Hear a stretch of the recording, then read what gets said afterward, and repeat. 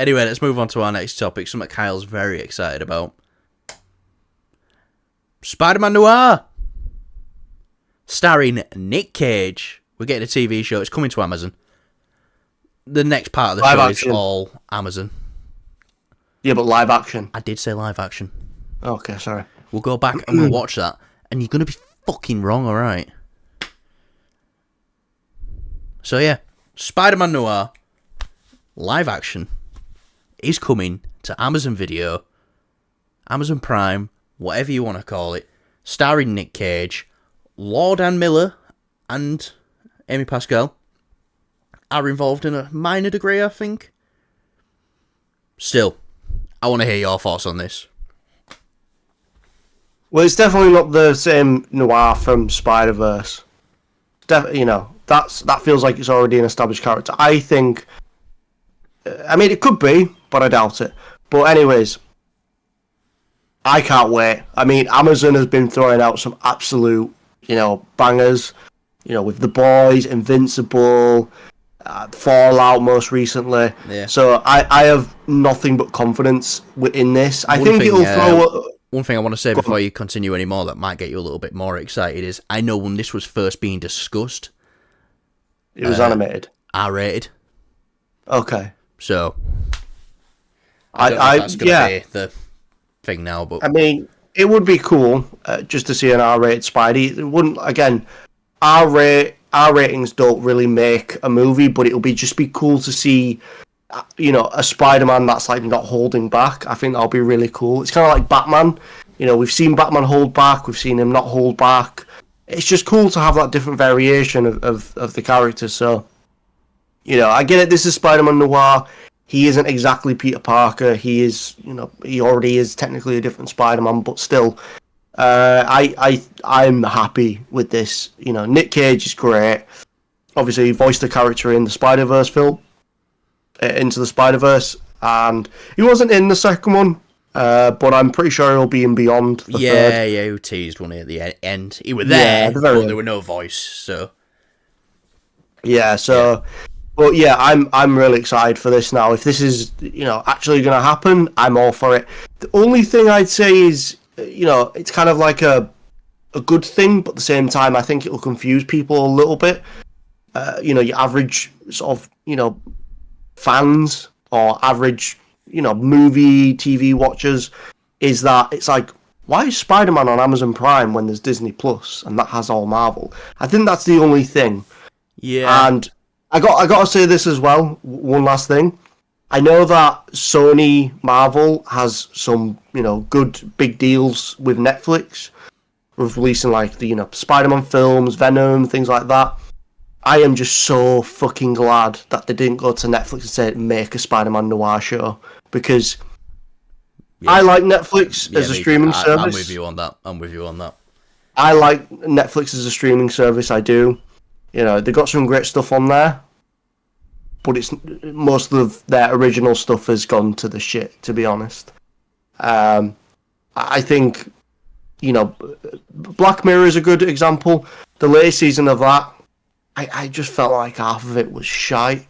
And then, with obviously Daredevil that we had a couple of years ago, they sort of put that off. They gave it a good run. They gave each of the characters from the Defenders their own show. Not all of it were great, but yeah, I just feel like with Amazon having the better track record, this is the way to go forward. Because a lot of like Netflix, even movies, a lot of it's just shit, and they wouldn't be ballsy enough to give it an R rating. If it does get an R rating, but it's very likely it would with Amazon compared to Netflix. Yeah, no, 100%. Netflix, I don't think deserves this anyway. But Sony already has the deal with Amazon for TV. We know that they were producing a Silk TV show. They've cancelled that because it wasn't working. So this says to me that this is... At least the scripts have got to be decent. Yeah. The pilot episodes at least got to be decent. If they want to continue and do this. Yeah, I think that's probably like my only worry is just, as cool as all this sounds, them going to Amazon and potentially getting an R rating, we get Noir Spider-Man, a different version of Spidey on live action. Sony's track record has been dog shit as of late when it comes to Yeah. the Spider-Man IP. Madam Web was a disaster. It's got to be one of the worst fucking things Craven's ever been delayed put together. again. Craven's delayed. Venom 1, I really like. Venom 2 gets a bit too silly. Obviously, Sony did the Tobey Maguire trilogy, the Sam Raimi trilogy. The third one, they fucked that up. And then, obviously, we got The Amazing Spider-Man, which the first one's great. The second one has a lot of issues. Visually, it's nice, but yeah, I mean, I have confidence because, again, it's, Lord and Miller that's attached to this. And they've obviously had a great track record with the Spider-Verse films, which if you haven't seen those movies, just because they're animated, even Callum was saying when I first told him about the first one, I said, watch the trailer. It looks visually amazing. I think this is going to be really good. And you were like, oh no, I think it's going to be like for kids or something. So, and then it came out and it was one of the best things ever. Yeah. And it was such a big surprise considering Sony's track record. So, I have faith in this a lot more than I do with the movies, with the Sony movies, just because of who's attached. Because of who's attached, definitely. Nick Cage, I love Nick Cage.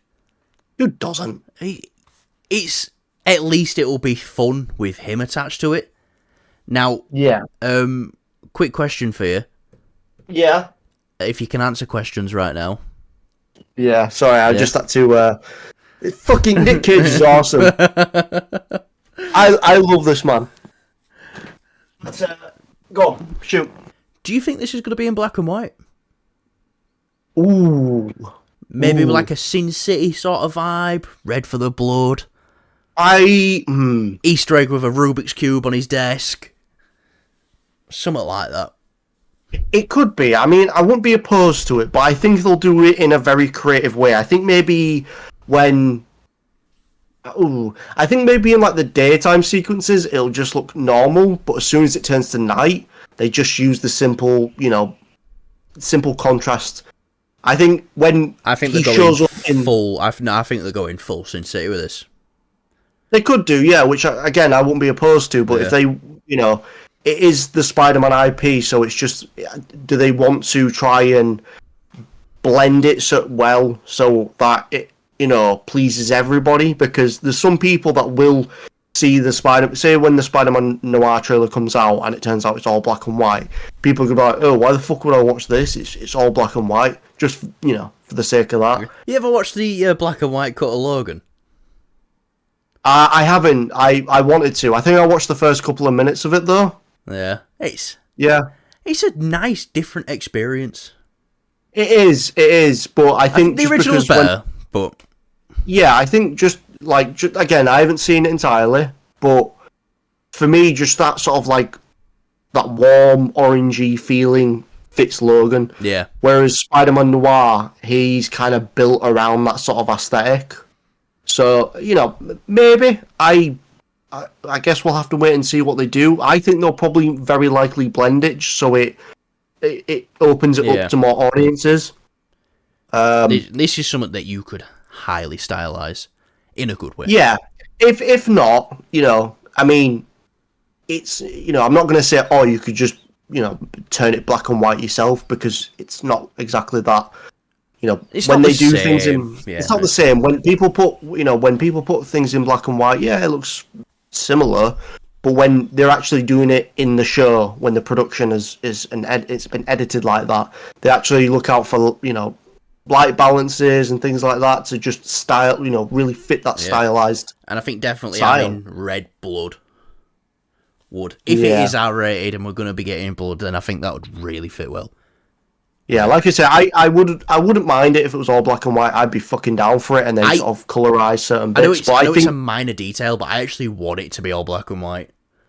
I think it could be where it's when he's out with the suit, everything looks kind of normal, and then when he's in the suit and it's nighttime, like a state of mind sort of thing. Yeah, Alright, yeah. I can fuck with that. I can fuck with that. I think like as soon as he puts that on, he just sees things in black and white. It's like, he doesn't, there's no sort of grey area for him. It's like, you're a bad guy, you deserve to be punished. There's no grey area with that.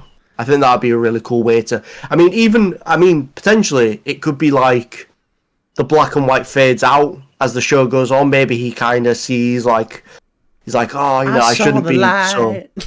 I shouldn't be so judgmental on, if you've done a crime. Maybe there's a better way to handle. Maybe there's a reason you murdered that entire family that I don't understand. It's not like that, but it's like maybe killing people or really severely hurting them isn't the right thing to do. Maybe the justice system is the way. I'm just spitballing. Well, you heard it here first, guys. Maybe severely hurting people isn't the right thing to do. That's not what I said. That comes from Kyle. And, that's not what I said. That gives us all something to think about today. Maybe we shouldn't severely hurt people. It's not what I said, but I was thinking it. Hell yeah. I'm joking. Anyway, let's move on to our next topic. Because